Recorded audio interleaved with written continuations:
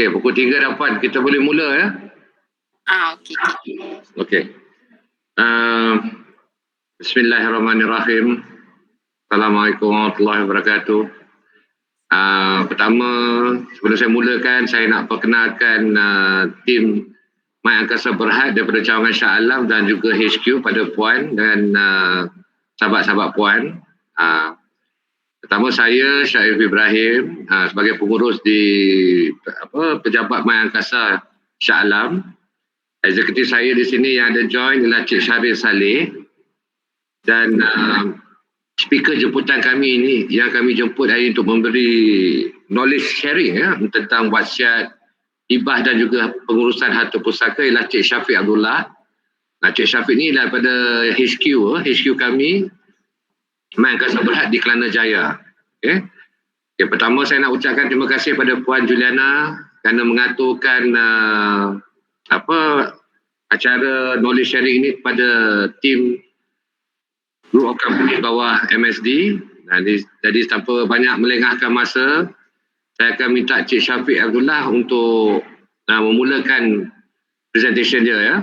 Kita punya target hari ini dalam 40 to 45 minutes kepada knowledge sharing presentation, and ada balance 15 minit tu Q&A lah sekiranya ada daripada pihak Puan dan Tuan daripada Group MSD.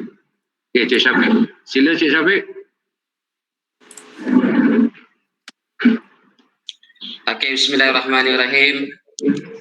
Assalamualaikum warahmatullahi wabarakatuh. Alhamdulillahirabbil alamin.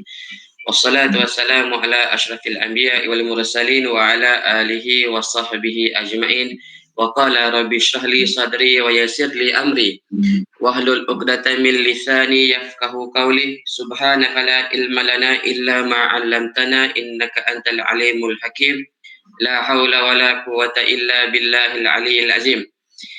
Terlebih dahulu saya ucapkan jutaan terima kasih kepada pengerusi majlis kita ataupun pembuka majlis kita pada pagi ini, pada tengah hari ini, iaitu Encik Syaif Ibrahim. Saya minta sekejap boleh tak? Sebab ada urgent sekejap. Sekejap ke? 1 minit. Okey.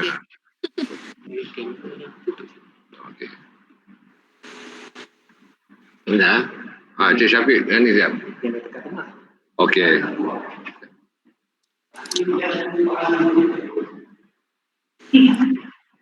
Tak apa, sementara Cik Syafiq tengah tu, sebelum ni pernah, sementara Cik Syafiq tengah adjust apa yang patut tu, sebelum ni pernah ke ada sesiapa company mana bagi taklimat atau sharing knowledge tentang wasiat, hibah dan sebagainya, Puan? Sebelum ni sebelum ni lah. Sebelum ni ada? Ada lah. Okey. Tak adalah, sekarang ni banyak isu-isu naik tu, sebab tu kita cuba. Apa dia, Puan? Yelah, betul-betul. Banyak kata isu-isu berkaitan harta pusaka kan. Yelah, itu yang macam arwah abam tu kan, meninggal tu kan, itu pun menarik juga cerita dia tu. Sampai isteri pergi mahkamah jawabnya. Adik-beradik nak tuntut harta kan, tapi dia sebab tak tinggal wasiat lah benda tu.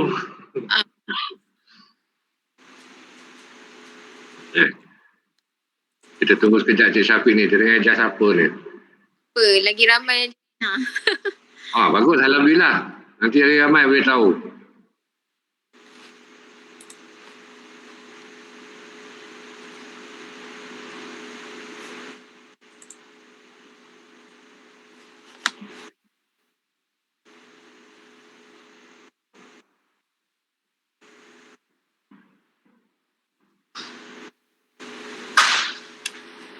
Wah, 15 orang dia mungkin mau join.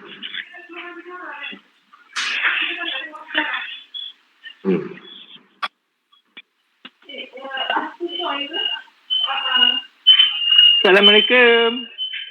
Waalaikumsalam. Selamat datang. Tahir. Sihat Alhamdulillah hari ni. Semua sihat.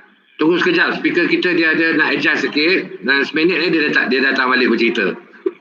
Okey, Tuan. Alright.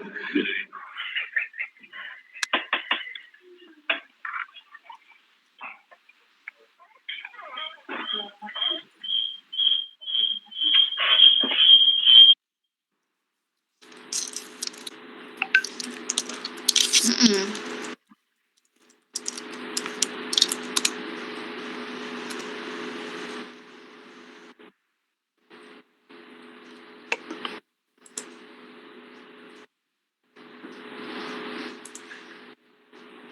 Bisa.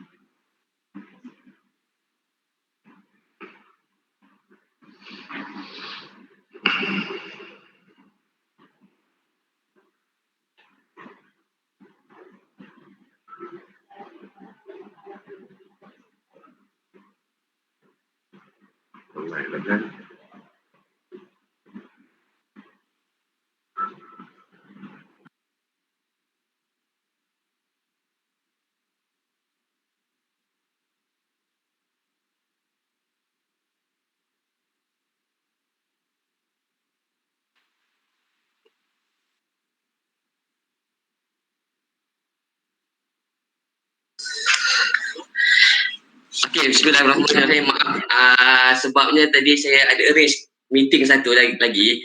So, saya terpaksa panggil diorang masuk sekejap. Okey. So, terima kasih kepada grup MSD Group atas kesudian ataupun atas kelapangan masa pada hari Jumaat petang ni. Okey, so mungkin sebahagiannya berada di rumah dan mungkin sebahagiannya ada di pejabat lah. Okey, so insyaAllah pada petang ni saya akan berkongsi dengan tuan-tuan dan puan-puan mengenai satu keperluan masyarakat kita pada hari ini, iaitu mengenai perancangan harta pusaka.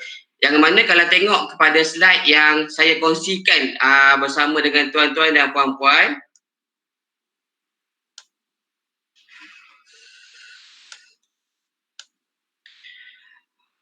okey, so saya rasa boleh nampak kot slide saya. Saya minta respon sebab saya tak nampak gambar tuan-tuan sekarang ni sebab saya tengah buat slide show.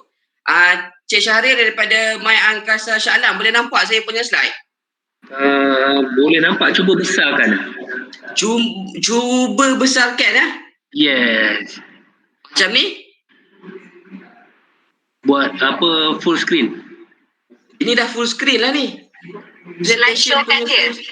Slideshow kan dia? Slideshow kan dah ni? Ini memang slideshow kan dah? Ataupun nampak kecil? Dia tak full screen. Oh ya Dia ke? masih dalam editing punya. Sekejap ya, saya nak ikutkan sebab saya memang dah full screen punya dekat slideshow ni. Okey, sekarang? Masih sama. Alamak, macam mana saya nak buat Sebentar ya. Mana saya?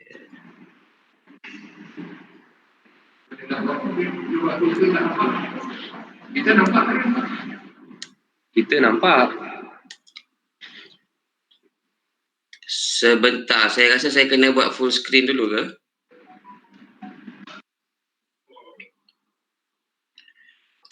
Yang ini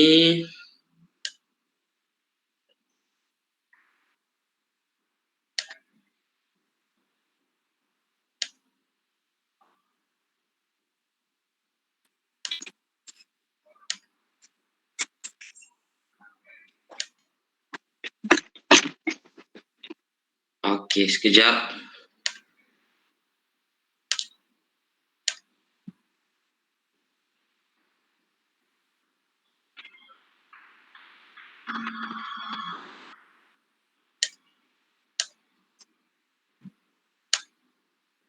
So sekarang besar ke? Okey, Cun. Okey Okey. So insyaAllah saya berkongsi, saya suka bawakan tajuk iaitu perkongsian mengenai satu topik iaitu rancang harta keluarga bahagia. So insyaAllah untuk makluman tuan-tuan dan perempuan yang bersama saya pada petang ni, sekali lagi saya mengucapkan jutaan terima kasih kerana kesudian masa dan keluangan masa. InsyaAllah masa yang diberikan oleh tuan-tuan dan perempuan sedikit sekurang-kurangnya memberi manfaat untuk tuan-tuan dan puan-puan pada petang ni. Okey, So sebelum saya teruskan sesi perkongsian saya pada petang ni, saya suka lebih kenalkan. Mungkin tadi saya punya pengurus cawangan di Shah Alam iaitu Cik Syarif telah perkenalkan, iaitu siapakah mungkin dia bagi tahu dia daripada mana. Cumanya sebelum saya teruskan kepada topik perbincangan kita, suka saya perkenalkan siapa My Angkasa Amanah Berhad. Okey, so far My Angkasa Amanah Berhad adalah sebuah syarikat amanah yang mana kita di bawah Koperasi Angkasa. Yang mana Koperasi Angkasa telah wujud tahun ke-50 tahun inilah, dan di mana pengasas kepada Angkasa adalah almarhum Yang Mulia Profesor Engku Aziz, okey, yang baru sahaja kembali ke rahmatullah. So Angkasa, untuk makluman tuan, My Angkasa Amanah, untuk makluman tuan-tuan dan puan-puan, kita telah kita ditubuhkan mungkin agak baru dalam industri perancangan dan pengamanahan. Kita baru tahun ke-7 bagi tahun 2021. Tapi insya-Allah di My Angkasa Amanah Berhad kita mempunyai kaki tangan yang berpengalaman dan yang berkemahiran dalam operasi-operasi mengenai perancangan dan pentadbiran harta pusaka. So untuk makluman tuan-tuan dan puan-puan juga, di bawah Angkasa, Koperasi Angkasa, dia adalah kita punya parents. So di bawah Angkasa ada pelbagai subsidiary, okay. So dia ada My Angkasa Bina, My Angkasa Dialisis, Farmasi dan My Angkasa Amanah. Cuma di My Angkasa Amanah kita hanya fokus kepada perancangan dan pentadbiran harta pusaka.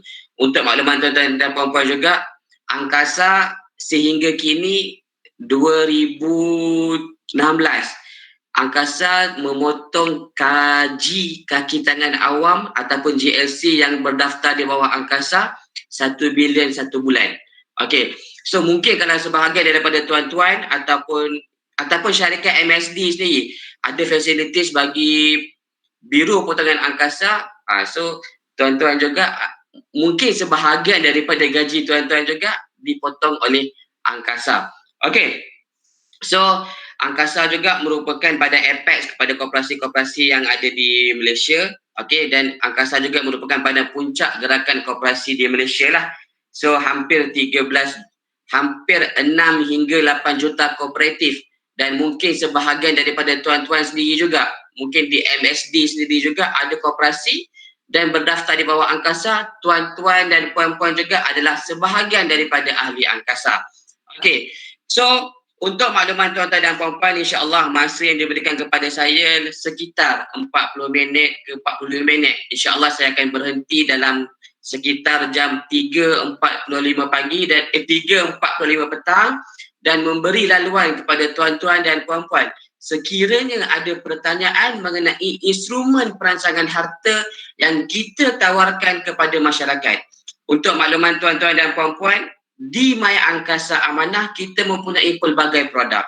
Yang tuan-tuan lihat di skrin tuan-tuan sekarang, ini adalah produk yang kita tawarkan.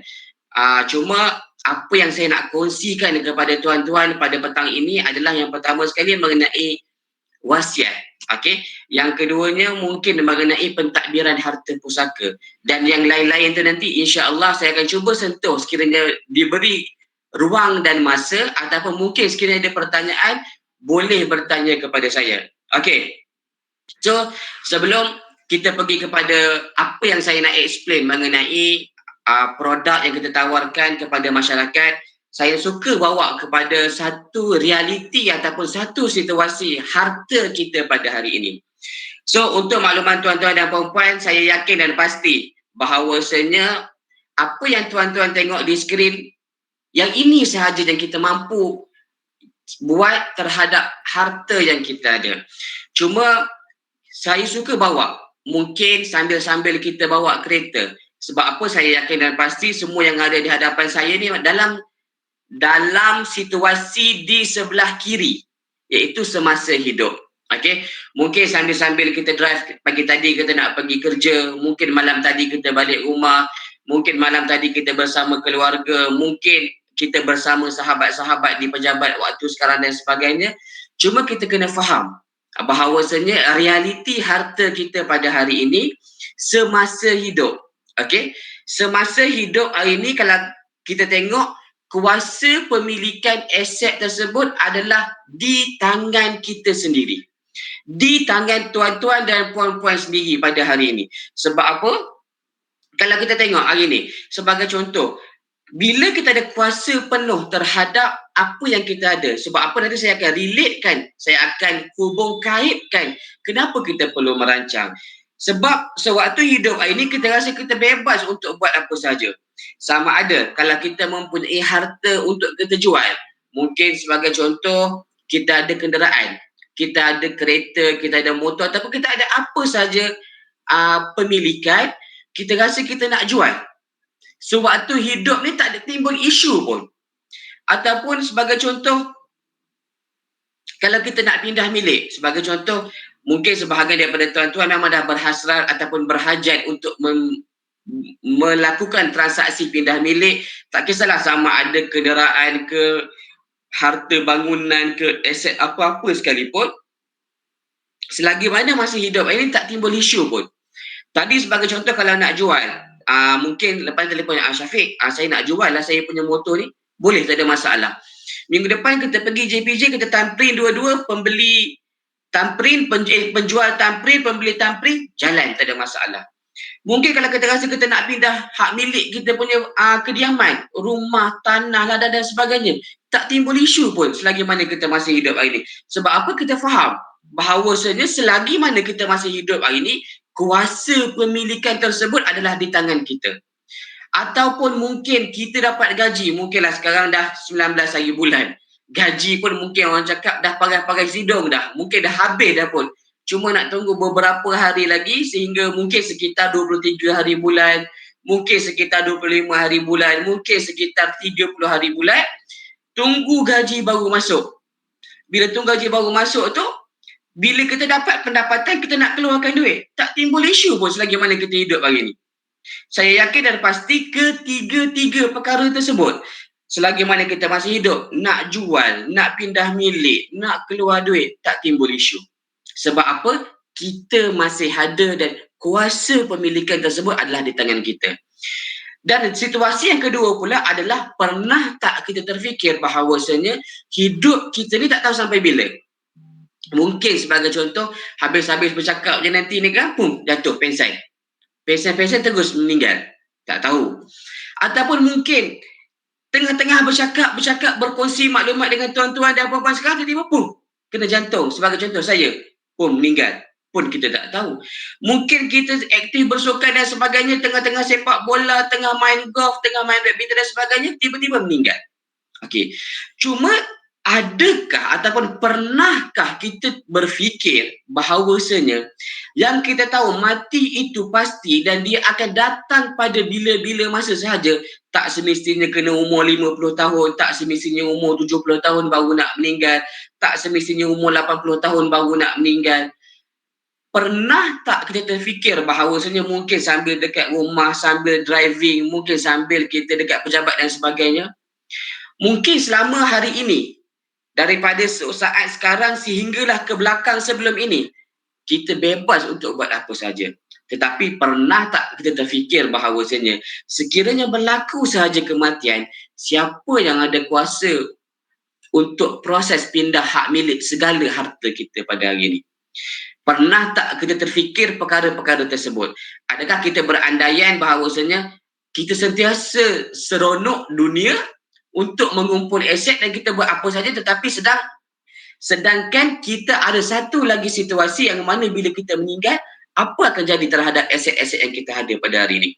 Yang kedua, pernah tak tuan-tuan dan puan-puan terfikir bahawasanya kalau hari ini aku ada hutang, kalau hari ini saya ada hutang, bagaimana pula untuk melaksanakan hutang-hutang tersebut selepas berlaku kematian kepada diri saya? So, mungkin kalau hutang dengan bank tak timbul isu lah. Sebab bila kita pergi je semak dekat bank, mungkin bank cakap, okey ada hutang. Bila kita dah ada keluar si-kris lah, si-tos apa dan sebagainya. Tetapi kalau macam mana pula hutang-hutang kita dengan sahabat handai, mungkin dengan di kawasan tempat kerja kita, mungkin bersama dengan kawan sekerja kita, macam mana pula daripada segi siapa yang nak bayar segala hutang-hutang tersebut? Mungkin kita ada aset, tetapi macam mana, siapa pula yang tahu dari segi hutang piutang saya ni? Mungkin yang tahu hanya kita sahaja. Mungkin isteri ataupun anak-anak kita tak tahu. Tetapi macam mana daripada segi tanggungjawab untuk melunaskan segala bayaran hutang tersebut. Okey. Yang seterusnya, pernah tak kita terfikir sekiranya apabila berlaku saja kematian pada diri kita nanti, siapa yang boleh mengeluarkan duit-duit kita dalam akaun bank? Saya yakin dan pasti bahawasanya yang ada bersama saya sekitar, saya rasa tadi sebelum saya start ada lebih kurang 30 orang. Saya yakin dan pasti bahawasanya semua mempunyai pendapatan. Sama ada di peringkat kita pencawangan di Shah Alam ataupun di peringkat MSD Group sendiri. Ada pendapatan. Sebab apa? Kita memang dah berkerjaya. Jumlah tersebut kita asingkan terlebih dahulu. Cuma apa yang saya nak kongsikan dengan tuan-tuan dan puan-puan, bila melibatkan kematian, kita terfikir kepada persoalan, siapa yang boleh mengeluarkan duit-duit aku di dalam akaun bank nanti? Untuk makluman tuan-tuan dan puan-puan, dekat bank, ada sahaja 3,000 ke atas, 3,000 RM1 ke 3,000 RM5 ke 3,000 RM10 ke 3,000 berapa pun, 3,000 dan ke atas akaun akan freeze. Anda kata kalau kita meninggal je, contohlah suami meninggal hari ni, isteri minggu depan datang pergi bank, puan saya nak keluarkan duit arwah suami saya ni dekat akaun bank puan ni. Akaun dia, nombor akaun dia macam ni, bagi, okey, puan bagi IC apa semua, bila bagi IC, tak maaf puan, akaun arwah duitnya ada melebihi RM3,000 dan kami perlukan surat kuasa bagi proses pencairan aset tersebut. Freeze tuan-tuan dan puan-puan. Apa yang saya nak sampaikan, 3,000 ke atas akaun bank freeze bila berlaku kematian. Bukan saya cerita 30,000. Bukan saya cerita 300,000. Bukan saya cerita 3 juta. 3,000 dan ke atas akaun bank yang akan freeze. Kita andaikan bahawasanya kita tak kira daripada segi sama ada isteri tahu PIN password kita ke, isteri tahu apa, itu belakang cerita. Tetapi 3,000 dan ke atas sahaja akaun bank kita akan freeze. Itu apa yang saya boleh kongsikan dengan tuan-tuan dan puan-puan. Itu common kepada semua bank, 3,000. ASB 10,000 ke atas akaun freeze. Okey. Yang seterusnya pula, pernah tak kita terfikir bahawasanya sekiranya kita ni seorang businessman ataupun kita ni seorang berniaga, siapa yang boleh bayar segala hutang-hutang perniagaan kita?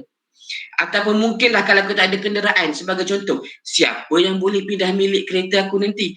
Adakah semudah semasa aku hidup hari tu? Pergi je, ada je pembeli, kita pergi je tamprin, pembeli ni bayar segala kita punya harga tersebut, dia pun tamprin, dah settle.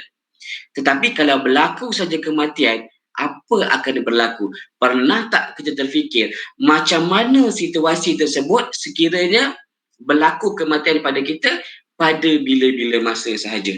Sebab itu tuan-tuan dan puan-puan, apa yang saya suka kongsikan adalah dalam kata ni dia bagi tahu, jom kita fikir bersama untuk seketika pada petang ni.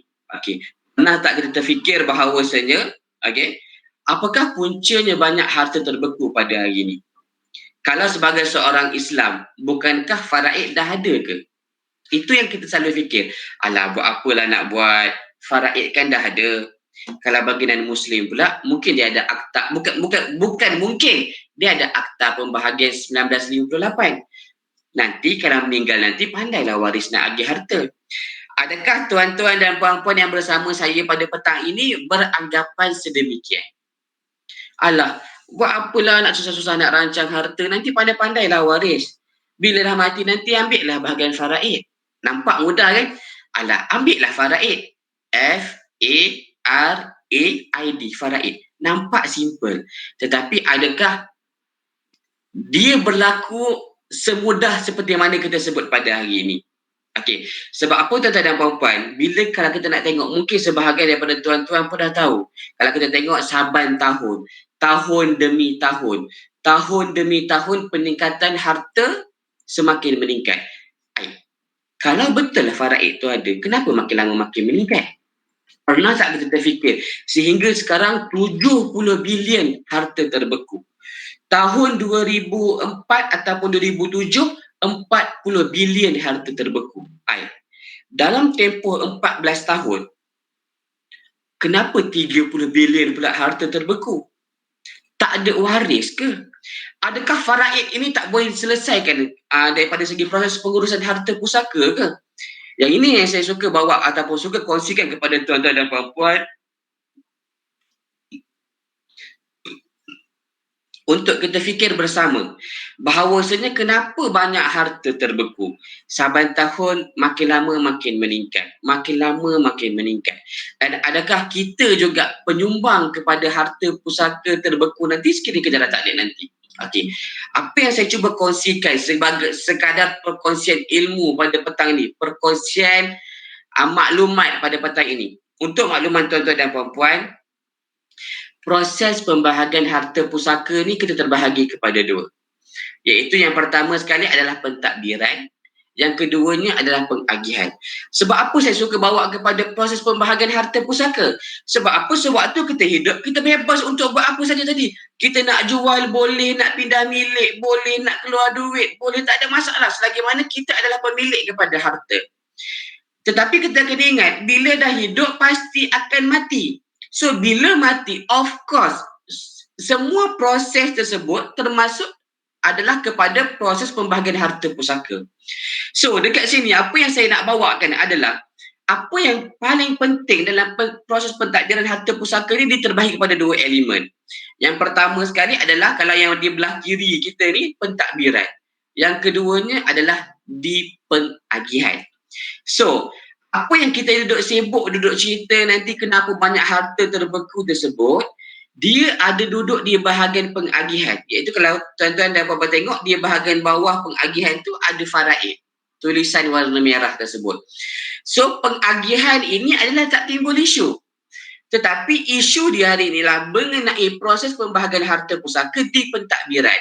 Pentadbiran ini adalah analogi mudah yang saya suka bawa adalah kalau tengok dekat dalam gambar ni, gambar luar rumah, gambar dalam rumah.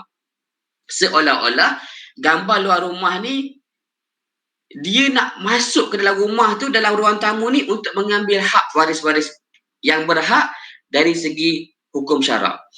So, kalau dekat pentadbiran ini tak diuruskan, isu dia ini adalah pentadbiran. Kenapa banyak harta terbeku ini adalah disebabkan pentadbiran. Siapa nak pergi semak dekat bank, siapa nak semak hutang, siapa nak pergi JPJ, siapa nak pergi mahkamah, siapa nak pergi pejabat pusaka, siapa nak pergi dapatkan sijil faraid, siapa nak pergi tengok hutang dekat bank.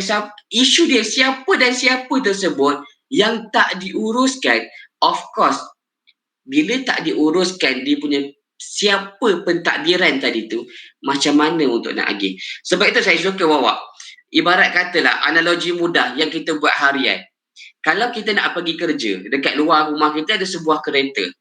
Okey, kita nak pergi kerja ni untuk menjalankan kerja hakiki kita, tugas hakiki kita. Tetapi pada masa yang sama, bila kita keluar je pintu rumah, kita nak masuk kereta, kunci kereta tu tak ada. Kunci kereta tu tak ada. So walaupun minyak full tank, touch and go penuh apa semua dah solid, complete, kereta dah basuh, berkilat dan sebagainya, tetapi kunci tak ada. Adakah sampai kita ke pejabat tadi? Sama juga dengan harta pusaka. Isu dia, duit ada, waris ada, harta ada. Tetapi kalau pentadbiran tak dibuat, siapa nak pergi mahkamah, siapa nak cairkan, siapa nak dapatkan perintah dan sebagainya, macam mana untuk kita dapatkan faraid? Mustahil kalau sebagai seorang Islam ataupun non-Muslim tak ada waris. Sebab apa? Kalau ibarat kata, kalau kita ni sebagai seorang anak tunggal, dah memang tak ada pak saudara, tak ada adik-beradik dan sebagainya, ada baitul mal untuk memanfaatkan harta kita bila kita dah tak ada nanti, untuk diberikan kepada ummah. Ataupun kalau kita non-Muslim, ada hak kerajaan Malaysia, waris terakhir ataupun penerima harta terakhir sekali bagi non-Muslim adalah kerajaan Malaysia. Ada dia punya penerima dia. Isu dia ini, banyaknya harta terbeku ini, tak ada siapa yang nak uruskan. Mungkinlah bila berlaku saja kematian nanti, bila kita nak uruskan harta pusaka ni, nantilah kalau ablong lah, mungkin yang abang yang sulung lah. Ya abang tak boleh, abang kerja sibuk, abang cikgu kerja daripada 6 pagi 6.30 pagi dah sampai sekolah sampai pukul 4.30 petang. Pejabat pun dah tutup. Oh, Kak Ngah pula suri rumah langsung, tak tahu yang kerja abang je.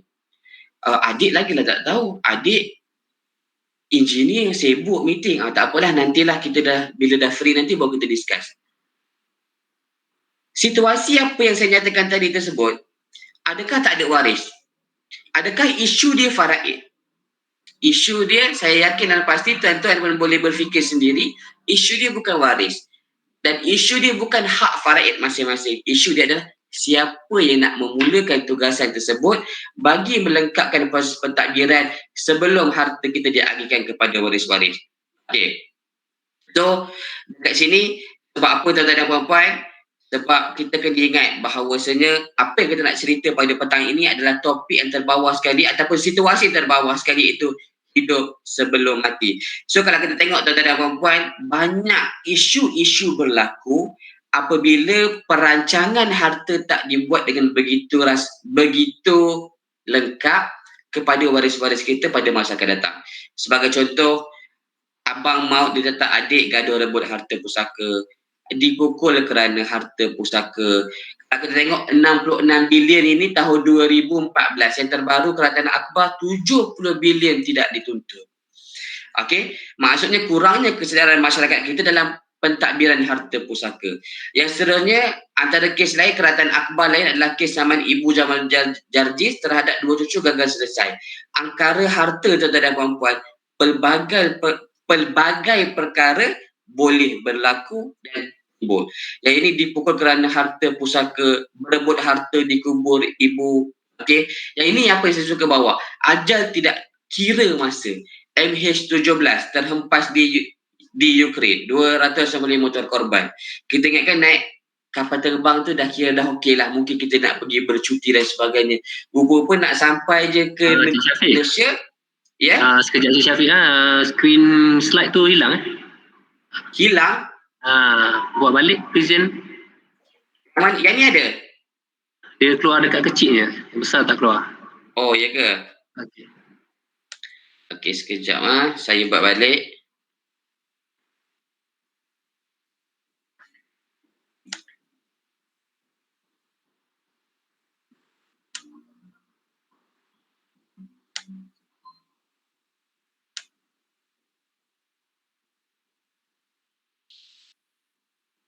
Ada sekarang?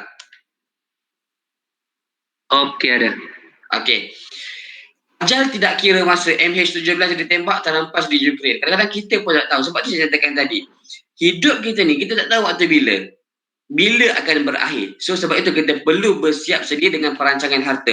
So kalau kita tengok, pelbagai perkara timbul tanpa perancangan harta pusaka.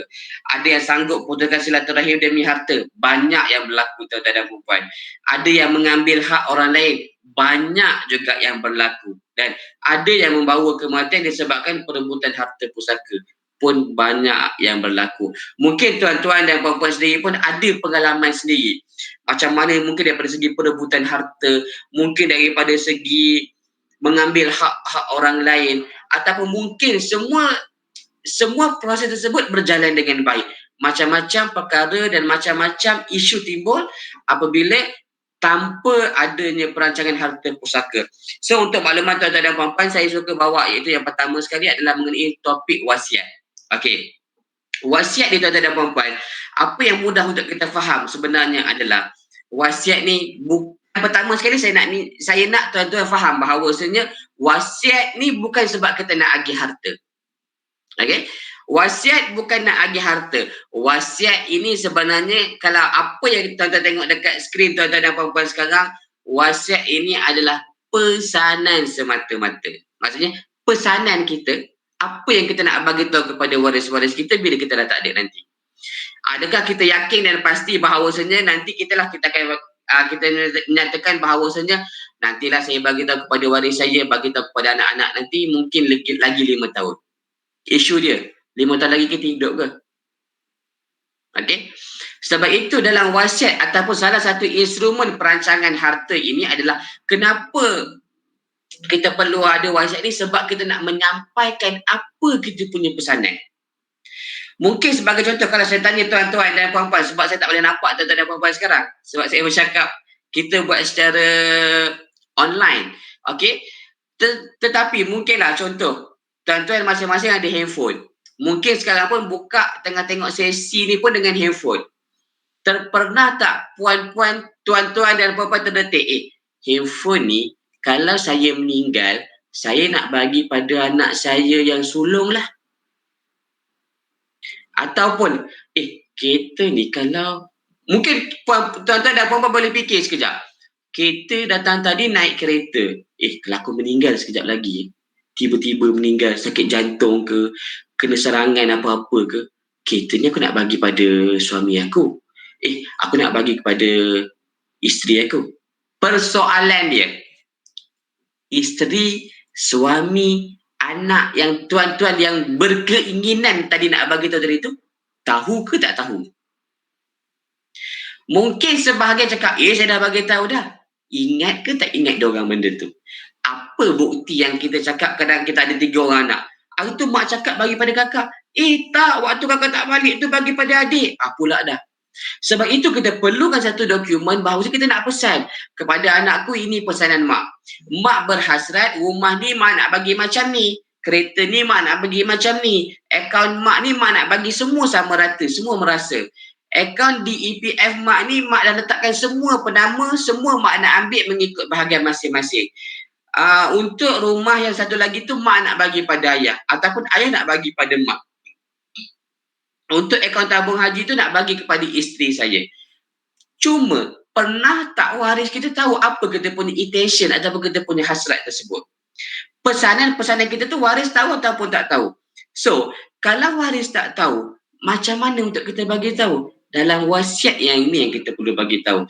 Sebab apa saya tuan-tuan kena faham, wasiat bukan nak agih harta. Nak agih harta kita cerita produk yang lain. Hibah boleh, amanah boleh dan sebagainya. Cuma wasiat ni kita nak menyampaikan pesanan kita kepada waris-waris, apa yang kita rasa terbaik buat waris-waris. Bukan sebab kita rasa kalau nak cerita agih harta tu produk lain. Cuma dalam wasiat ni pula, sekiranya tuan-tuan dan puan-puan ada waris yang ada waris yang bukan waris faraid tuan-tuan, yang itu lagi perlu ada wasiat. Especially yang ada anak angkat. Mungkin yang ada anak susuan. Mungkin yang ada cucu-cucu yang dia nak bagi. Mungkin dia nak bagi kepada mak saudara dia, anak saudara dia dan sebagainya. Yang itu lagi perlu ada wasiat. Sebab apa, kalau kita tengok dalam wasiat, pemberian 1/3 kepada waris itu akan dijalankan sepenuhnya.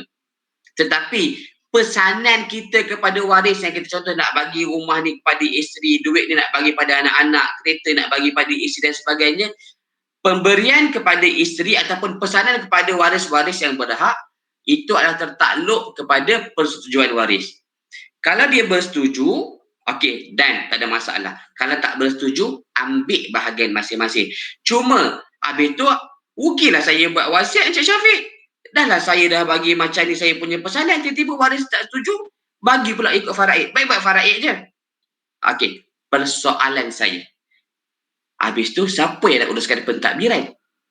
Siapa yang nak pergi mahkamah, siapa nak pergi bil dan sebagainya? Sebab itu, perancangan kita hari ni, tak lain tak bukan tuan-tuan dan puan-puan, perancangan kita hari ni adalah untuk diri kita sendiri, bukan untuk orang lain. Sebab apa? Sebagai contoh, okey, tak apalah, mungkinlah anak-anak tak setuju seperti mana hasrat ayah, tak setuju seperti mana hasrat mak. Tak apa, korang pergilah kerja macam biasa. Yang cikgu pergilah didik anak bangsa sehingga berjaya. Yang doktor mungkin sebab ada yang jadi doktor, pergilah rawat pesakit kamu dengan sebaik mungkin. Bagilah kesihatan yang terbaik buat mereka.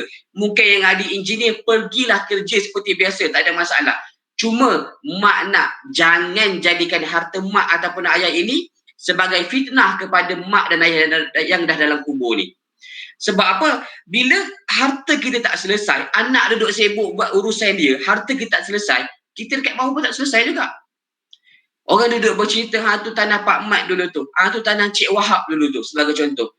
Anak ramai kerja hebat-hebat, tapi harta pusaka dia biar je. Senang ke kita dekat bawah? Sebab itu kalau kita nak berjaya dunia, berjaya akhirat, kita rancang sebaik mungkin, kita sampaikan pesanan sebaik mungkin kepada waris kita. Waris tak nak ikut tak ada masalah. Ada bahagian faraid masing-masing boleh ambil bahagian tersebut. Tetapi yang penting dah diuruskan sebaik mungkin, nak bayar hutang ke, nak buat apa dan sebagainya, semua dah selesai dan waris boleh terima manfaat harta tersebut sekiranya ada lebihan lah. Kalau ada hutang, tak adalah apa-apa nak diterima.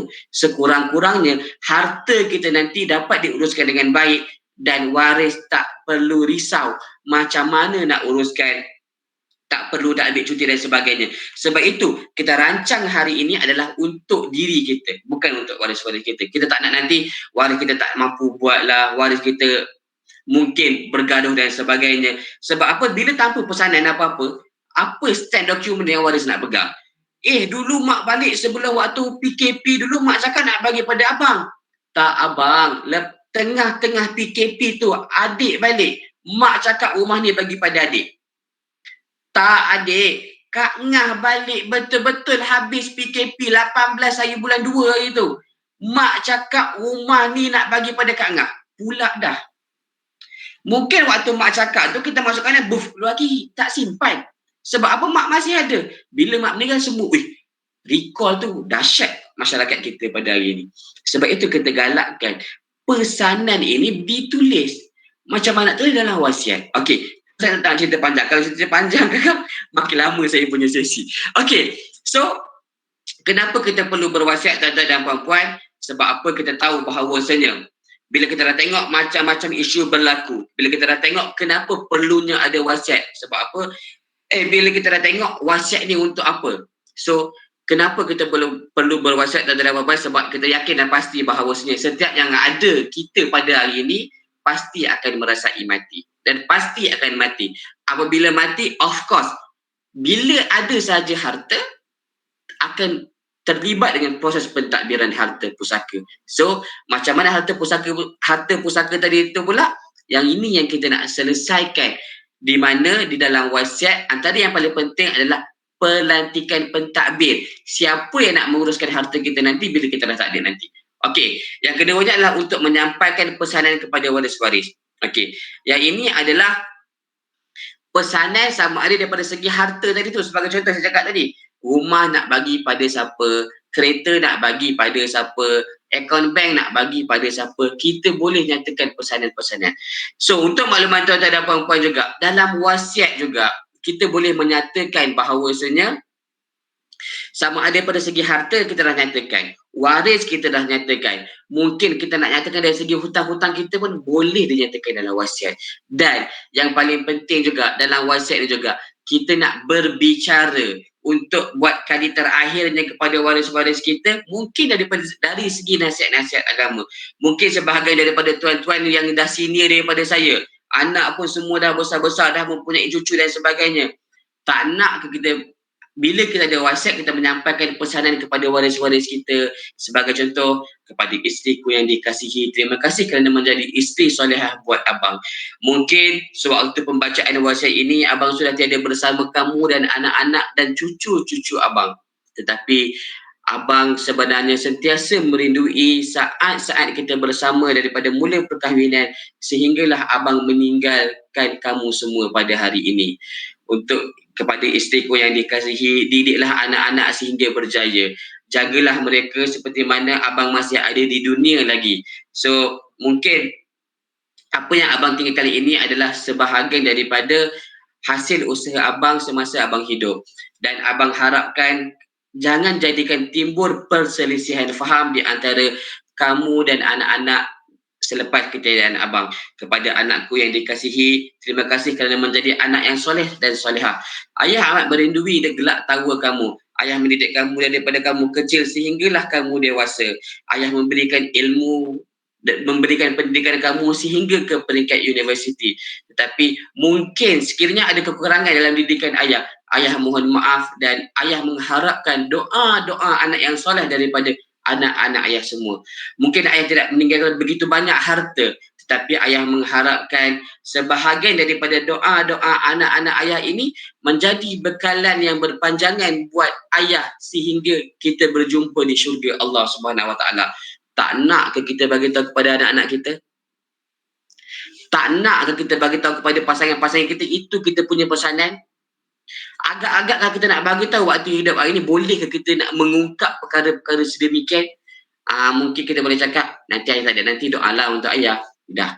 Agak-agak masuk kanan, keluar kiri ke, masuk kanan, disimpan kat kepala dia. Sebab itu kita nak bagi tahu.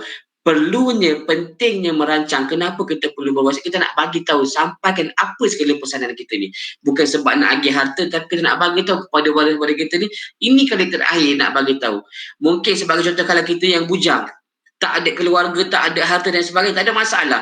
Kita boleh menyatakan tak anak kita minta doa daripada ibu, yang mana doa ibu ini tiada hijab daripada bila dia berdoa terus sampai ke atas. Ibu mungkinlah abang ni sebagai anak yang nakal di kalangan adik-beradik semua, tetapi abang nak satu saja daripada abang. Abang nak ibu doakan abang sebagai doa ibu mengampunkan segala dosa-dosa yang telah abang lakukan, dan abang mengharapkan kita dapat berjumpa di syurga Allah Subhanahu Wa Taala. Tak nak kita minta doa daripada orang lain. Sebab apa, bila kita mati nanti 3 je yang kita bawa. Doa anak yang saleh, sedekah jariah dan ilmu yang bermanfaat. Mungkin sedekah kita ada, mungkin ilmu yang kita dah banyak berkongsi kepada masyarakat, tetapi doa anak yang soleh ni sekurang-kurangnya kita bagi tahu kepada waris-waris kita. Mungkin kita nak bagi tahu juga, yang jadikan harta yang sebagai timbul perselisihan faham di antara ahli waris. Jangan jadikan harta yang sebagai fitnah kepada kita. Terpulang kepada tuan-tuan dan puan-puan untuk menyatakan apa pesanan dalam wasiat ini. Sebab itu kenapa kita perlu berwasiat, untuk kita sampaikan pesanan-pesanan ini kepada waris-waris kita.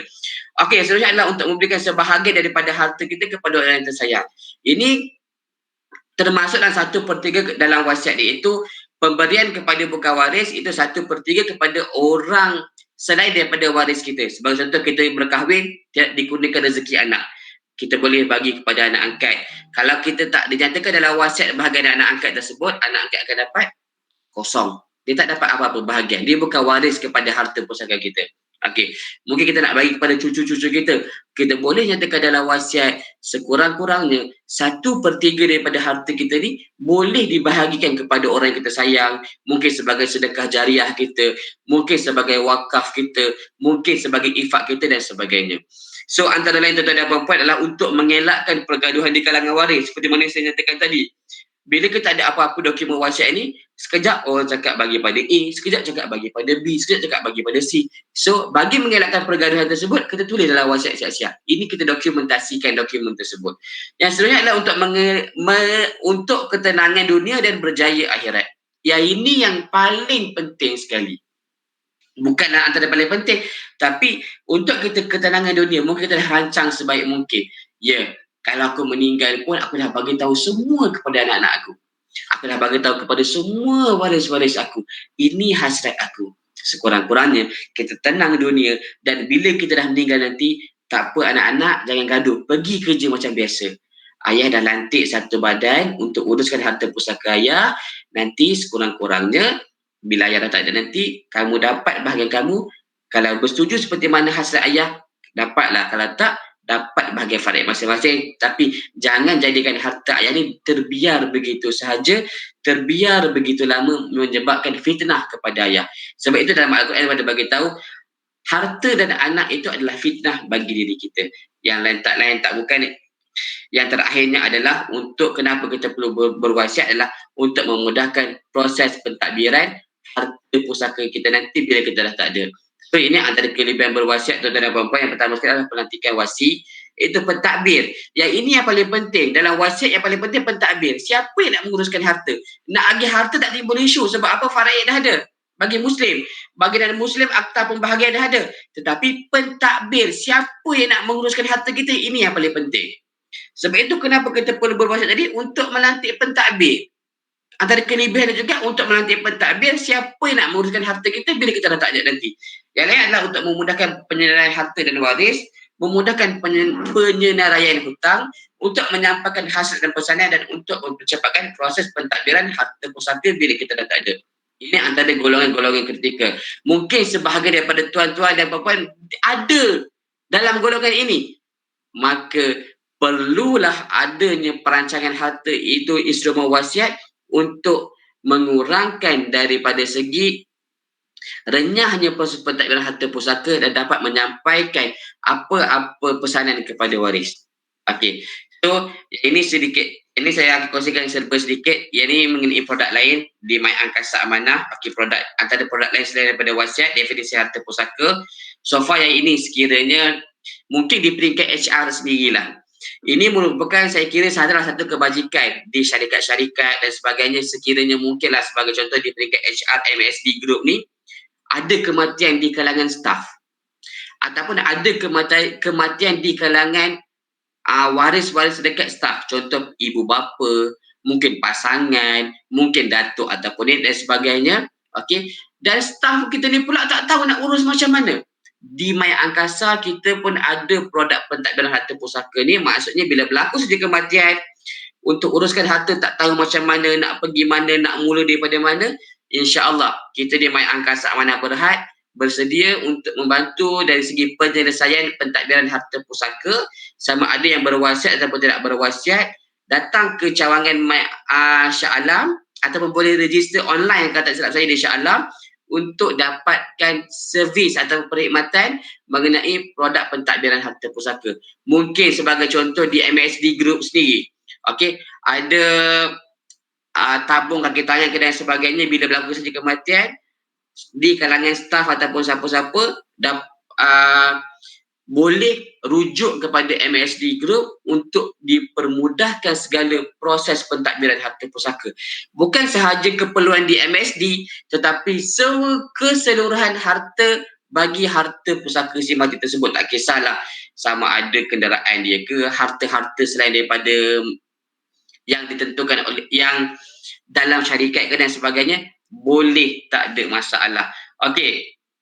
So, saya rasa cukup sekadar tu, sebab yang lain ini mungkin, okey, yang ini mungkin slide terakhir saya, ialah kekuatan My Angkasa Amanah. Mungkin kadang-kadang tuan cakap, My Angkasa ni okey ke, boleh ke? Okey, so far kita adalah tadi seperti saya nyatakan, milik penuh angkasa, yang mana angkasa kepada organisasi Apex bagi sektor koperasi dan hasil kasar sebanyak 1 bilion melalui Biro Potongan Kredit, iaitu skim potongan gaji. InsyaAllah tuan-tuan dan puan-puan, kita di My Angkasa juga mempunyai pengalaman tenaga kerja dari syarikat-syarikat amanah yang ada dekat Malaysia. Okey, dan so far untuk makluman tuan-tuan dan puan-puan, melalui kita pula untuk wasiat, kita lebih kepada web based, maksudnya elektronik lah. Tuan-tuan daftar di Shah Alam, okey, di My Angkasa, di cawangan Shah Alam. Okey, nanti di cawangan Shah Alam nanti dia akan provide documentation untuk pindaan, nak menyatakan apa dari segi senarai harta tuan-tuan dan puan-puan ke, dari segi pesanan dan sebagainya, semua melalui sistem. So tuan-tuan tak perlu risau nak pergi musim-musim COVID ni ke, nak jumpa ke dan macam mana, tak perlu. Boleh melalui sistem kita. Tetapi mungkin nak minta pandangan, nak minta advice, mungkin boleh over the phone ataupun mungkin boleh berjumpa di kalangan staf-staf di Shah Alam, insya-Allah. Okey, yang sebenarnya produk yang kita tawarkan di My Angkasa Amanah adalah semua produk patuh syariah dan telah diawasi oleh Jawatan Kuasa Syariah Angkasa dan My Angkasa Amanah Berhad. Dan insya-Allah tuan-tuan dan puan-puan, harga bagi produk kita adalah kompetitif. Okey, dan berpatutan dan sangat mampu milik oleh tuan-tuan dan puan-puan di MSD Group. Saya tak tahu kalau tak mengambil peluang ini, saya rasa salah satu mungkinlah, nak cakap rugi besar tu saya pun tak tahu nak cakap rugi besar, tetapi saya rasa rebut peluang yang ada. Selagi mana diberi nafas dan ruang untuk kita membuat perancangan, rebut. Sebab apa? Kita tak tahu bila-bila masa sahaja kita akan tak ada. Contoh sakit COVID, elok-elok sihat pun positif COVID, positif ICU tiba-tiba dah tak ada, sebagai contoh. Banyak yang berlaku dan pelbagai perkara yang berlaku. So, ambil peluang dan ruang yang ada, insya-Allah. Semoga perkongsian saya pada petang ini, sebelum saya buka kepada sesi soal jawab, semoga bermanfaat untuk tuan-tuan dan puan-puan dan boleh berfikir bagaimana mula untuk merancang. So, yang ini saya tak perlu, insya-Allah ada sesi masa nanti saya cuba kongsikan dengan tuan-tuan dan puan-puan. So, saya rasa saya buka kepada sesi soal jawab. sekiranya ada persoalan dari tuan-tuan dan puan-puan sebelum saya serahkan kepada Encik Syaif ataupun kepada pihak MD Group. So, terima kasih. Saya buka kepada sesi soal jawab.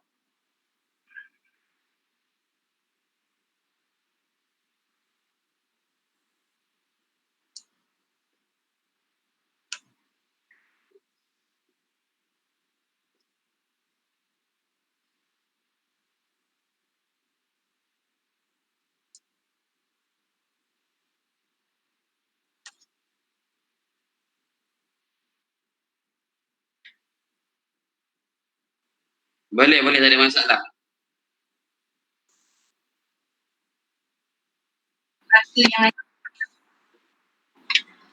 Okey, Assalamualaikum. Salam. Tak apa, Aimi tanya dulu. Aimi tanya dulu. Okey, tak apalah, saya tanya dulu. Saya Aimi. Okey, Okey. jujur saya memang tak tahu sangat lah pasal hibah, wasiat apa semua ni. Okey. Cuma saya nak tahu kan, okey, bila berlaku kematian seseorang tu kan, tadi kata macam kita kena lantik wasi pentadbir kan. Pentadbir tu siapa? Ahli keluarga kita ke macam mana? Okey, alright. So, maksud soalan Puan Aimi ni, wasi atau pentadbir ni nak lantik siapa sebenarnya? Betul? Ha, betul. Okey. Soalan lain ada ataupun yang itu saja dulu? Bagi saya jawab dulu. Okey, bila dah ada wasiat ni kan, Okey. faraid tu masih berjalan macam biasa ke? Okey. Okey, alright. Okey. Lagi ada soalan lagi?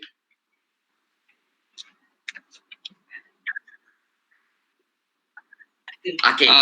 Okey, yang tadi kata Bagi saya jawab dulu. Encik Asrul. okey. Tak apa, Bagi saya jawab dulu. Saya Jawab takut dulu tak apa. terlepas untuk jawab nanti. Okey, soalan pertama daripada Puan Aimi tadi. Okey, yang pertama sekali, kalau bila dah meninggal, siapa yang jadi wasi sebenarnya? Okey, so far wasi ni, dia perlu, sebagai contoh, saya bagi situasi tadi tu, contohlah bila kita berlaku saja kematian, okey, sepatutnya antara perkara utama kita perlu selesaikan adalah proses pentadbiran harta pusaka. Sebab apa? Dekat sinilah dia mula dengan cabaran. Siapa sebenarnya jadi wasi?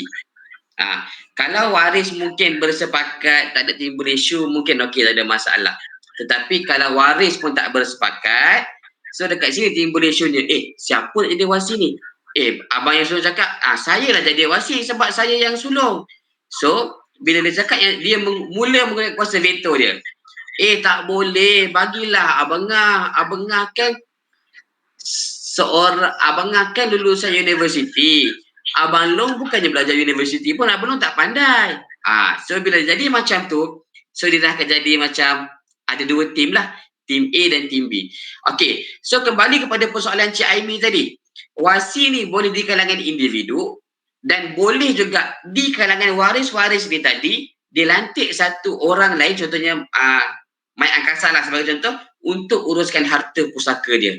So sebab itu dekat sini, apa yang saya bawa tadi, dua konsep proses pentadbiran harta pusaka ada dua, pentadbiran, pengagihan. Isu nak agih tak timbul isu hari ni. Waris dah ada, harta dah ada. Tapi siapa nak jadi wasi atau pentadbir ni? Okey, so kalau di Mai Angkasa, maksudnya kita akan uruskanlah semua sekali daripada mula hingga selesai. Okey, cuma ada kos untuk bayaran sajalah. So tak kisah sama ada individu pun boleh, syarikat pun boleh, syarikat amanah. Dia tak boleh syarikat, contohnya nak lantik Tuan Syafiq Abdullah sebenarnya tak boleh. Dia boleh lantik orang dalam individu. Dia tak boleh lantik company selain daripada syarikat amanah. Okey. Soalan pertama tadi tu, jawapan dia individu boleh, syarikat amanah pun boleh. Cuma kalau individu ni kadang-kadang tadilah ada timbul banyak tim ke, tak timbul persefahaman.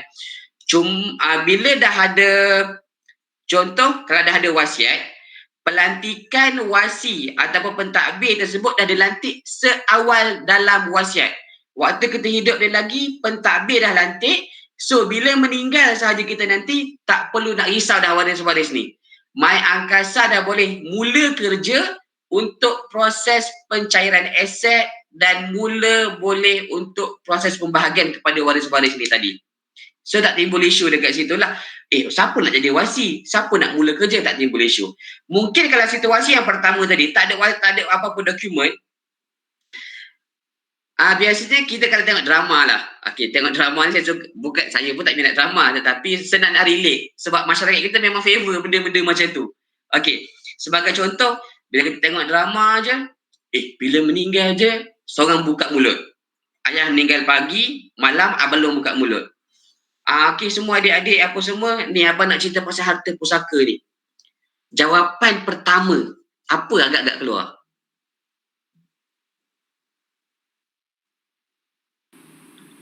Mungkin jawapan dia, apalah abang long ni, gila harta ke? Betul? Apalah abang long ni, tanah kubur ayah merah lagi. Amboi, sedapnya. Tetapi kita kena faham bahawasanya waktu yang terbaik untuk segerakan harta pusaka ini adalah selepas berlaku kematian. Bukan sebab kita gila harta. Bukan sebab tanah kubur merah lagi. Kita nak selesaikan hak tanggungjawab si mati ni tadi, ayah kita ni tadi, bahawasanya kalau dia ada hutang, siapa nak selesaikan hutang dia? Kalau dia ada apa-apa tunggakan dengan Allah, zakat, fidyah dan sebagainya, siapa nak uruskan? So kalau bila jadi situasi dia, gila harta. Okey, so bila nak bincang harta pusaka ayah? Tunggu raya nantilah. Raya nanti semua balik kan? Okey, nak kena tunggu raya pula balik semua sekali. Nak tunggu raya pula kan? Raya rumah mak mertua lah. So dekat sini, sebab itu dah jadi payah dah nak lantik. Tu yang sampai 50 tahun baru selesai tuntutan tanah pusaka. 20 tahun baru selesai tuntutan tanah pusaka. Kalau nak tanya berapa lama ni, mungkin Cik Syah boleh kongsi. Pengalaman diri sendiri. Family sendiri. Berapa lama tak selesai-selesai sehingga sekarang. Itu sahaja. Kenapa kita perlu merancang harta dalam wasiat tadi? Sebab kita nak lantik pentadbir harta ni tadi. Nak timbul agih ni, tak timbul isu. Okey, itu saya tak nak elaborate panjang lah. Kalau tak lagi lama ke? Cik Syahir tahulah. InsyaAllah.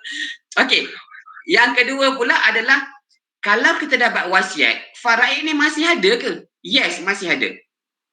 Sebab itu, dalam wasiat yang penting pentadbiran ni tadi. Sebab itu kalau kita nak berjaya dunia, berjaya akhirat, kita nak jadi fitnah kepada harta kita. Takut anak kita sibuk lah nanti dan sebagainya bila kita dah tak ada nanti, kita buat sekarang. Kita lantik sekarang. Sebab apa kalau anak sibuk pun tak apa. Pergi kerja masing-masing. Pergi jadi cikgu, jadi doktor, pergi tak ada masalah. Yang penting, harta mak ni tak terbeku macam tu saja. Daripada anak-anak bergaduh, siapa nak jadi pentadbir, duduk cerita pasal tanah kubur merah lagi, harta tak tahu dekat mana. Ambil sini, mak dah buat siap-siap. Nanti kalau mak meninggal nanti dah ada orang untuk uruskan. Harta mak pun dah mak senaraikan. Kalau korang setuju seperti mana hasrat mak ni tadi, ambil lah. Maksudnya dia redha untuk melepaskan bahagian dia. Kalau ikutkan lelaki dapat lebih, perempuan dapat satu bahagian, lelaki dapat dua bahagian. Tapi mak cakap nak equal share. Lelaki pun cakap tak apalah, saya redha untuk melepaskan bahagian saya ni kepada adik saya, kepada kakak saya. So bila dia redha, maksudnya dia tidak menolak hukum faraid. Sebab apa? Dalam faraid pun ada istilah melepaskan bahagian ataupun mengeluarkan bahagian kepada waris-waris yang lain. Sebab itu kita tak menafikan hak waris faraid. So kalau bila dah redha, dia dah mengeluarkan bahagian. So faraid tu still masih ada.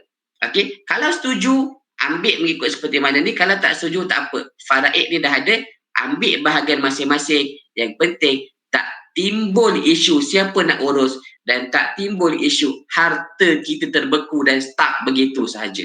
Okey, so saya rasa menjawab kot persoalan tersebut. Cuma saya elaborate tu panjang. Nak bagi mudah faham. Kalau saya jawab simple je, saya boleh jawab terus. Boleh individu, boleh wasi. Tapi tak dapat dia punya gambaran. Adakah bila dah buat wasiat, faraid itu ada? Ada. Kalau saya jawab macam tu, mungkin puan cakap, alamak rugilah. So saya nak bagi jawab sekaligus, panjang sikit untuk tuan-tuan dan puan mudah faham. Okey, so Cik Asrul. Macam so sekarang mayat angkasa ni boleh dilantik untuk mentadbirkan harta lah kan, yang saya faham sekarang ni. Betul. Jadi berapa kos lah kot? Tadi kata yang mampu milikkan, tapi macam saya fikir berapa lah lebih kurang.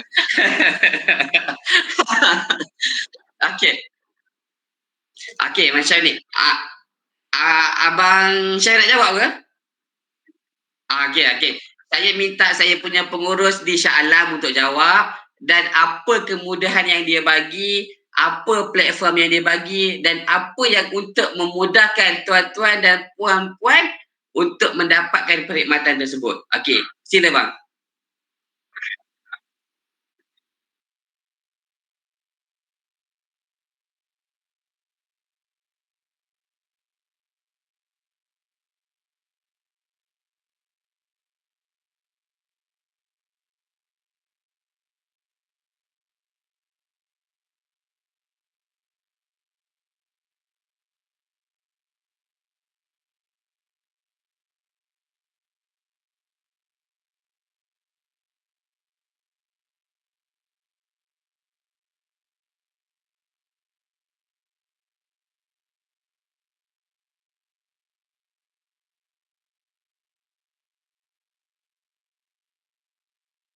Okey, baik.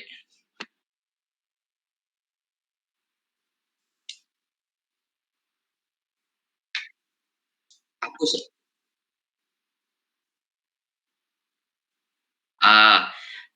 pentadbir tu sama macam penama kita letak penama dalam EPF tu ke? Ya, betul puan.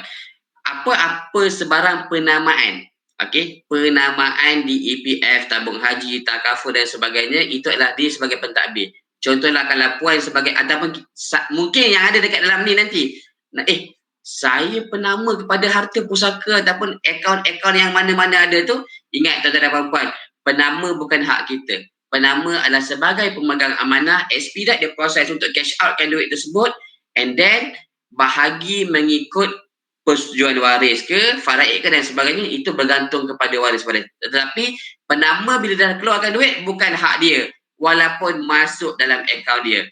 Cuma kalau kita ambil kepada kita fokus kepada EPF, penama tersebut hanya kepada EPF sahaja. Bagi yang lain tak ada. Okey, tetapi bila kita buat wasiat, apa pentadbir bagi harta dalam wasiat tersebut keseluruhan, tak kisahlah dalam akaun bank ke, dalam apa segala macam sekalipun, bukannya penama, pentadbir tersebut bagi keseluruhan harta pusaka. Itu yang kita kena. Kalau penama, dia hanya spesifik kepada akaun. Tetapi kalau cuma tugas penama adalah pentadbir, tugas tanggungjawab dia untuk bahagikan balik kepada waris-waris. Kalau macam dah dilantik dalam wasiat ni, apa sahaja aset mengenai kepada harta si mati tersebut, kita akan uruskan daripada mula sehinggalah selesai. Okey. So Encik Ipin, angkasa ni untuk wasiat yang dia buat semasa hidup sahaja ke? Kalau harta si mati yang telah lama meninggal dunia, boleh ke pihak angkasa bantu juga? Boleh tuan. Waktu hidup kita rancang harta, kita nama rancang harta, kita buat wasiat.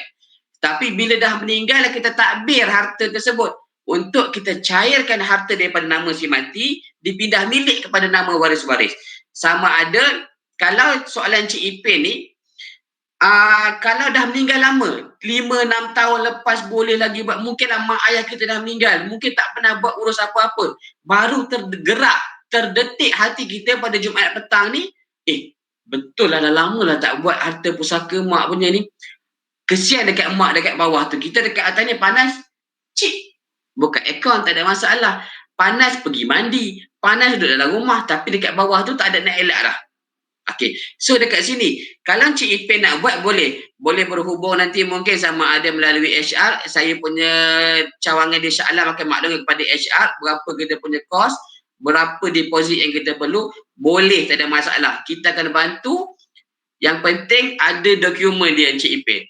Maksudnya apa dokumentasi tersebut perlu lengkap bagi pada saya dan saya akan bantu untuk uruskan sehinggalah proses tersebut selesai dan dipindah milik pada waris-waris yang berhak. Apa-apa pun saya nak tengok kepada dokumen yang ada untuk sama-sama kita bantu, untuk sama-sama kita lihat dan memudahkan urusan yang dah tak ada, yang dah lama meninggalkan kita semasa kita masih ada lagi hari ini. So, ambil manfaat dari ruang ini untuk kita bantu sama-sama. Mungkin yang dah tak ada ataupun mungkin sama-sama kita bantu untuk diri kita sendiri yang kita akan tinggalkan kepada waris-waris kita yang tak tahu pada bila-bila masa saja. Okey, soalan daripada saya jawab soalan kat chat dulu bang. Soalan daripada Puan Nur Zainurin. Ada setengah wasiat tidak mendapat persetujuan kesemua waris untuk pembahagian tersebut. Kalau dibawa ke mahkamah, boleh ke wasiat ini terbatal dan dibahagikan secara faraid? Okey. So, bila kita ada wasiat, terima kasih kepada Puan Nur Zainurin. Okey, so bila kita ada wasiat, kita nyatakan apa kita punya pesanan. Sebab apa saya beritahu, saya suka. Wasiat ni bukan nak agih harta. Wasiat ni nak lantik pentadbir dan wasiat ni juga adalah untuk kita sampaikan pesanan. Cuma kalau ada kita nak bagi kepada bukan waris, yang itu yes, terlaksana selagi mana tidak melebihi 1/3. Okey, soalan daripada Puan Nur Zainurin ni menyatakan bahawasanya sekiranya ada tentangan ataupun ada bangkangan, kita dalam wasiat kita nak bagi semua harta kita ni secara mudahnya sama rata lah kepada semua anak. Anak pula ada 2, 1 lelaki, 1 perempuan, sepasang. Okey, aset ada 3 juta. Dah tolak semua hutang-hutang apa semua bla bla bla bla, boom, tinggal 3 juta net bersih. Dah tolak nak bagi kepada bukan waris, sedekah, infak dan sebagainya, tinggal 3 juta.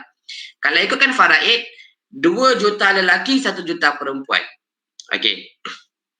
Saya nak ambil lebih sikit lah. Waris ada 3 orang. 2 lelaki, 1 perempuan. Aset ada 5 juta. Mak cakap aset nak bahagi sama rata. Kalau bahagi sama rata, maksudnya seorang akan dapat lebih kurang 1.7.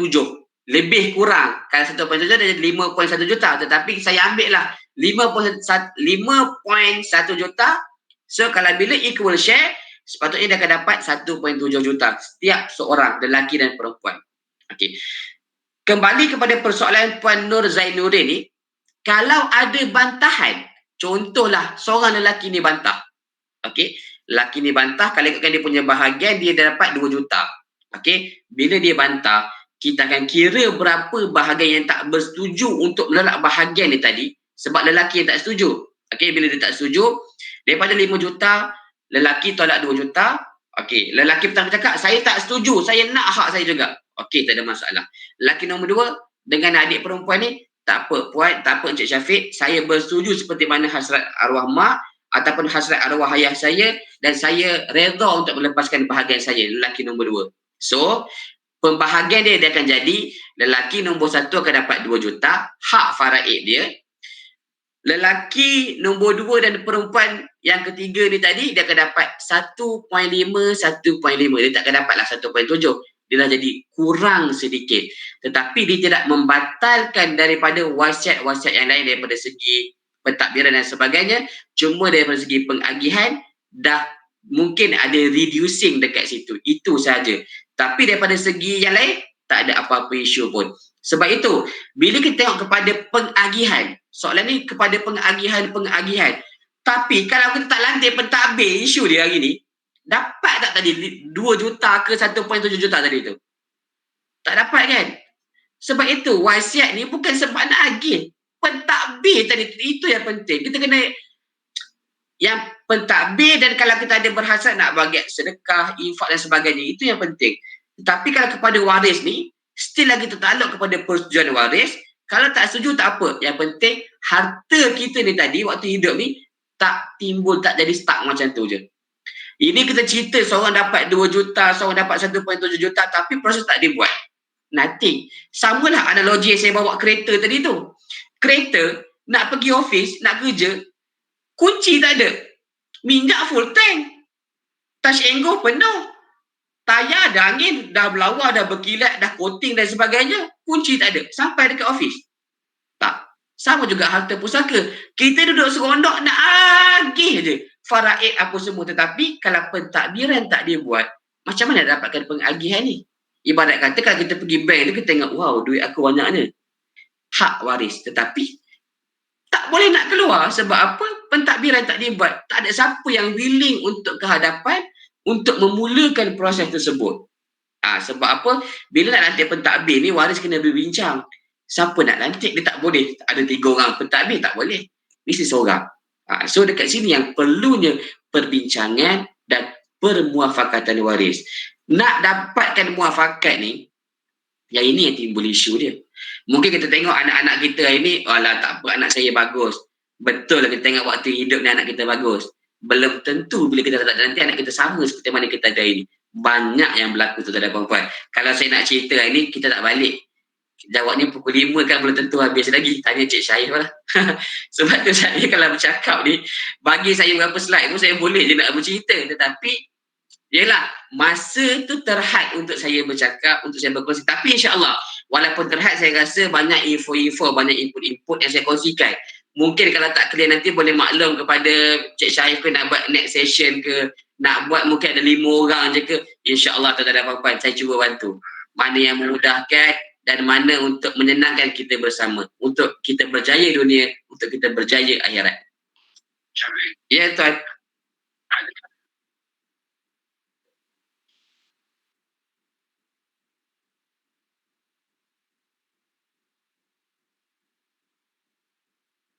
Okey.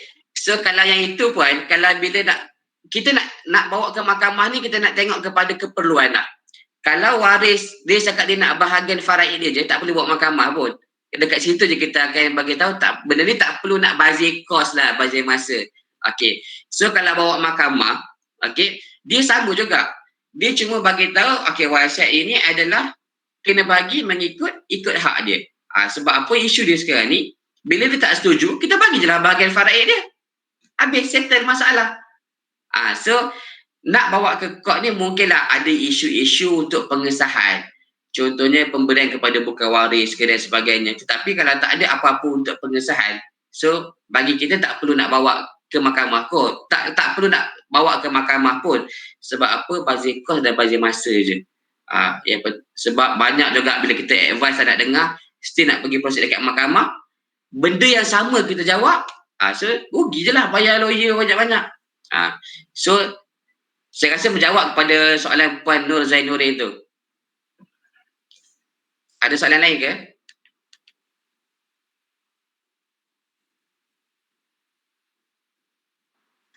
Okey, saya Ivy nak tanya lagi. Saya ambil balik contoh Cik Syafiq tadi yang 3 beradik tu. Yang lelaki sulung dia nak ikut faraid. Dia tak setuju 1.7 tu kan. Tapi let's say lah kalau 2 beradik tu lagi, tak nak. Kita nak juga ikut cakap mak. So, dia ikut keputusan yang mana tu nanti? Dia akan ikut bahagian hukum. Sebab hukum itu adalah wajib. Pesanan kita ni sebagai guide, panduan kepada waris-waris kita, macam mana itu hasrat kita. Tetapi mostly lah, based on experience saya baca wasiat dekat merata tempat dah pun. Kebanyakan lah, kalau 10 tu mungkinlah 1 je lah tak nak ikut. Tak nak ikut tu bukan yang semua, mungkin seorang macam tadi lah dia nak bahagian dia. Yang lain tu biasanya ikut. Sebab itu, dalam pesanan terakhir tu kita diberi ruang untuk kita berbicara dengan waris. Kenapa kita nak buat macam ni? Kenapa saya rasa mak rasa rumah dekat Penang nak bagi pada Kak Long? Mungkin sebab Kak Long duduk dekat Penang. Kenapa takkan nak bagi kakak yang duduk dekat Pahang? Jauh dia nak pergi rumah tu. So sebab itu, dalam pesanan terakhir, seolah-olah kita berbicara dengan anak kita, ini hasrat mak harap macam ni, mak tak nak jadikan pergaduhan dan jadikan fitnah. So benda-benda ni yang kita nak bagi tahu kepada waris. Sekurang-kurangnya waris tahu apa kita punya hasrat, waris tahu apa kita punya pesanan. So itulah keperluan dan kenapa kita perlu ada wasiat tersebut. Menjawab Puan Amy ataupun nak perlu saya explain? Menjawab. Okey, next soalan. Apa beza hibah harta dengan wasiat harta? Okey. So hibah pemberian, hibah hadiah, hibah hadiah lah. Okey. Bila kita dah hibah, okey, so harta tersebut bukan apa yang dah dihibahkan sewaktu kita hidup, dia tidak dikira sebagai harta pusaka. So apa yang dinyatakan dalam wasiat, selagi mana kalau contohlah apa yang dinyatakan dalam wasiat tertakluk kepada hukum faraid, tetapi apa yang dah dihibahkan dia tak dikira sebagai hukum faraid dan dah terkeluar daripada pusaka pun. Contoh, kita ada aset 1 million, 500,000 ni value rumah, kita dah hibahkan pun waktu kita hidup kepada anak kita. Bila meninggal nanti 500,000 ni tak kira pun, kita kira 500,000 je daripada baki harta yang masih lagi atas nama si mati selepas berlaku kematian. Itu dia punya beza dia. Untuk nampak mudah macam tu lah. Based on technical, dia ada banyaklah hibah ni. Ada hibah bersyarat. Cuma nak buat hibah ni tak semua harta boleh dihibahkan. Contohnya kalau di Mai Angkasa ni kita ambil harta yang dah bayar penuh. Sebab apa? Dalam Islam, dia punya syarat untuk ataupun rukun hibah tersebut, harta tersebut milik penuh, milkul tam tu. Syarat pemilikan harta milik penuh, maksudnya bebas daripada hutang. Bila bebas daripada hutang, so maksudnya kalau di Mai Angkasa, saya tak cerita di tempat lain, di Mai Angkasa mestilah rumah tu dah habis bayar, full, dah tak ada apa-apa hutang, baru boleh dihibahkan. Tanah ke dan sebagainya tak ada masalah. Tapi kalau dalam wasiat ni, apa yang dinyatakan dalam wasiat ataupun apa saja atas nama kita selepas berlaku kematian, itu dikira sebagai harta pusaka. Okey. Boleh clear Puan? Okey, thank you. Okey, sama-sama. Okey, ada soalan lain ataupun Mayat angkasa boleh mentadbir harta kan berapa kos? Okey, berapa kos tu untuk makluman tentang apa soalan daripada Encik Asrul ni? Berapa? Okey. So nanti pentadbir tu sama macam penama kan Syaizal nanti buat slide ke. Okey. So ada apa soalan lagi tak? Saya ada soalan. Saya Uzma. Okey, Puan Uzma. Okay, soalan dia, faraid ni ada hierarki dia kan. Dia macam selalu orang banyak fokus kepada anak-anak macam tu je kan, anak-anak cucu-cucu. Okay, katakanlah macam anak dia ada di dua situasi lah. Satu situasi anak semua lelaki. Adakah faraid tu akan jatuh kepada anak lelaki sahaja ataupun akan melibatkan saudara-saudara lain seperti adik-beradik, bapa atau ibu. Dan satu lagi situasi, anak perempuan tetapi dia ada anak angkat, tapi yang mempunyai pertalian darah. So, adakah dia melibatkan keluarga luar juga? Okey. Terima kasih kepada soalan Puan Uzma. Ada dua situasi. Okey, yang pertama sekali, yang ini dah melibatkan waris-waris faraid lah. Okey. Cuma apa yang saya nak kongsikan pada petani nak lebih mudah faham untuk kita dapat satu gambaran. Waris faraid yang utama ada 5. Suami ataupun isteri, sebab apa bila meninggal mestilah ada tinggalkan pasangan dia. Contoh kalau suami meninggal ada isteri. Kalau isteri meninggal ada suami. Ada setengah buku dia menyatakan 6. Ada sebab apa dia asingkan suami dengan isteri. Tapi saya suka pakai 5. Sebab apa? Bila seorang meninggal mestilah seorang tu akan survive. Okey, suami, isteri, mak, ayah, anak lelaki, anak perempuan. Okey. Bila mana akan pergi kepada adik-beradik? Okey, sebab apa kadang-kadang kita dulu kefahaman kita bila meninggal je adik-beradik pun dapat harta, sepupu pun dapat harta dan sebagainya. Bila ada sahaja anak lelaki, ayah, adik-beradik dia akan pusing dekat 5 orang ni je. Okey, dia tak akan pergi kepada adik-beradik. Sebab itu apa yang mula kita nak tengok, okey, soalan pertama Puan Uzma tadi tu, kalau semua anak lelaki, yes, sampai anak lelaki tu je, adik-beradik tak akan dapat apa-apa bahagian. Okey. Bila ada ayah, bila ada anak lelaki, adik-beradik tak akan dapat apa-apa bahagian. Bila ada ayah sahaja, anak lelaki tak ada, pun adik-beradik tak dapat apa-apa bahagian. Bila ada anak lelaki, ayah dah tak ada, yang lain ni ada lagi, mak ada, ayah, adik perempuan ada, apa semua ada, adik-beradik lelaki pun, adik-beradik pun tak dapat apa-apa bahagian. So, kesimpulan dia, ada ayah, ada anak lelaki, antara dua ni je, tak kisahlah, ada je salah seorang ni dalam kita punya family tree, adik-beradik tak akan dapat. Okey, itu soalan pertama. Yang kedua pula, kalau dia ada anak perempuan, lepas tu ada anak angkat.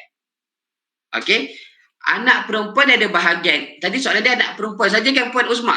Anak perempuan dia ada 2 ataupun lebih daripada tu. Sekiranya semua anak perempuan lah. Satu lagi anak angkat dia lelaki. Tapi dia dijaga daripada lahir dan juga walaupun nama dia telah diangkat sumpah kepada bin kepada lain, tapi masih ada pertalian darah lah. Dia bukan susuan Ayah ada ayah? Ayah siapa? Ayah kepada si mati lah maksudnya. Tak ada. Ni anggap semua tu dah tak ada. Maksudnya tinggalnya pasangan dengan anak angkat je lah. Ibarat kata macam tu saja. Ya, anak dan anak angkat. Okey. Soalan, jawapan dia adalah kalau contoh dia ada anak perempuan, anak perempuan dia special sikit. Kalau dia seorang, maksudnya pasangan tu berkahwin, dia ada seorang je anak perempuan, anak lelaki tak ada, yang lain semua tak ada, dia akan dapat separuh. Kalau dia ada lebih daripada 2, 3, 4, 5, 6, tak kisahlah sampai berapa pun anak perempuan dia, tanpa ada anak lelaki Kalau ada anak lelaki, dia ada ratio 1:2. Tapi kalau tanpa ada anak lelaki, dia akan dapat 2/3 equal share. Contohnya, dia ada 2 orang. So, dia akan dapat 2/3 daripada harta pusaka ayah dia tu. Dan 1/3 lagi akan pergi kepada adik-beradik dia lah. Ibarat kata mak dia pun dah tak ada. Yang meninggal ni mak dia. Ayah dia dah meninggal lama. Okey. Mak dia ni meninggal, tinggal 2 orang perempuan.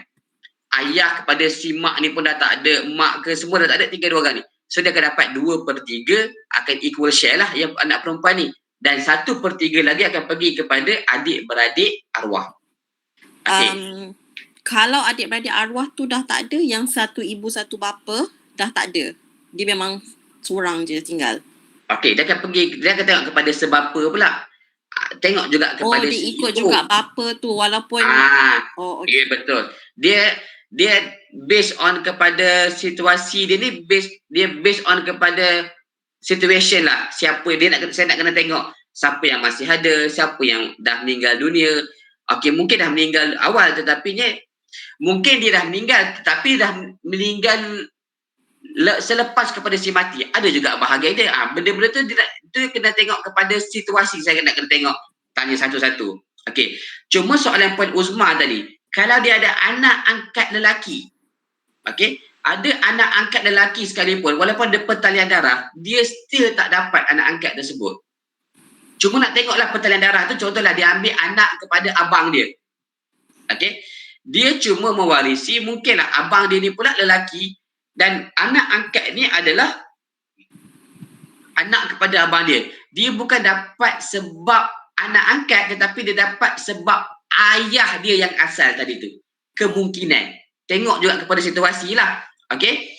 Sebab apa? Anak angkat, tak kisah ada pertalian darah ke, dah angkat sumpah ke dan sebagainya, dia tidak layak untuk mewarisi daripada ibu dan bapa angkat dia. Melainkan dalam wasiat 1/3 boleh dinyatakan. Kalau nak bagi selepas kematian lah. Kalau nak bagi waktu hidup ni, nak hibah ke, nak bagi setiap bulan ke, nak buat amanah takaful ke, amanah tunai dan sebagainya, itu terpulang. Itu tak ada masalah. Tapi kalau selepas kematian, kalau tanpa buat apa-apa perancangan, ibarat kata dua adik-beradik angkat dia ni, yang anak kandung kepada arwah cakap, kami tak nak bagi kepada adik. Biar kami dapat 2/3 ni, yang lebih tu biar kepada pakcik-pakcik sebagai contoh. Tak dapatlah dia. Sebab itu bila ada kita punya golongan-golongan kritikal tadi tu, kalau kita ada di situ, kita perlu buat sesuatu lah untuk merancang sesuatu untuk kita tinggalkan kepada waris-waris kita. Alright, Pak Uzman, ada pertambahan soalan? Pertambahan soalan tu sebenarnya macam ada, tapi macam rasanya macam akan lagi panjang, tapi tak tahulah, cuba tengok dululah. Balik macam ni, Pak Uzman, nanti boleh teks dekat Cik Syahril ke, Cik Syaif ke, siapa nanti, nanti minta tinggalkan nombor telefon, nanti kalau apa pun direct call saya ke, call dia orang pun insyaAllah no problem, tak ada masalah. Saya bantu. Okey. Nanti bang, nanti dapatkan tu, nanti bagi kat saya bang. Okey, baik.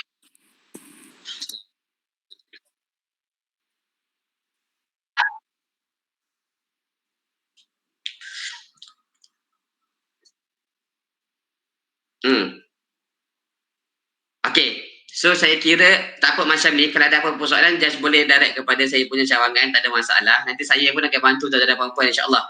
Kita sama-sama buat, kita sama-sama bantu untuk mengurangkan bebanan kita bila kita dah tak ada nanti insyaAllah. InsyaAllah dengan harga yang berpatutan ni, boleh sangat, saya rasa mampu sangat dan tak ada apa-apa pun tu. Saya bagi peluang kepada saya punya cawangan lah, dia nak explain itu no problem kepada HR di MSD Group. Okey, so sebelum tutup, saya mohon maaf sekiranya percakapan saya terlalu laju sebab saya nak kejar masa tuan-tuan dan puan-puan. Sebab itu bila saya cakap, okey 40 minit, alamak apa saya nak tu. Slide saya tak banyak kot, ada berapa slide tadi pun, 5-6 slide je pun.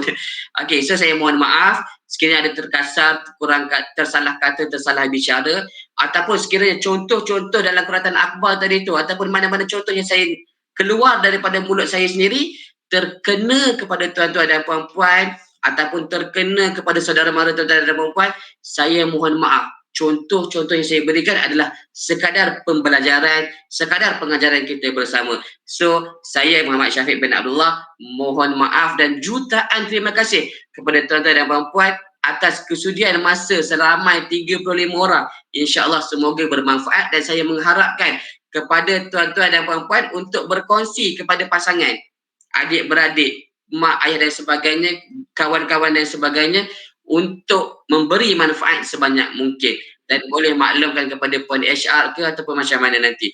So terima kasih dan Assalamualaikum warahmatullahi wabarakatuh.